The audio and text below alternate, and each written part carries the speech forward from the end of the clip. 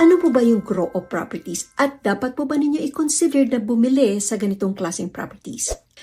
Ang grow-up properties po basically ay dati-rati ay ginagamit yung property na yan to grow marijuana.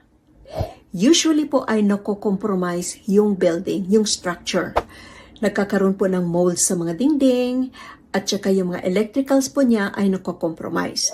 So before a lender will even consider lending sa property na yan, gusto po nila siguraduhin na fully remediated na yung property. Ibig sabihin nun ay naayos na. Natanggal na yung mga dingding, na-check na ng walang mga molds, at saka yung electricals ay ayos na. And then, before they will even lend, nagpapacheck pa rin po yan sila ng air clearance, no? Para siguraduhin na wala ng mga substances, harmful substances that may affect yung titira dyan sa bahay na yan. Mas mura po usually yung former grow-up kasi usually may mga issues po dyan sa building na yan. So before you even think about buying a grow-up property, siguraduhin po ninyo ng mabuti that you do your due diligence para hindi po kayo makompromiso in the future.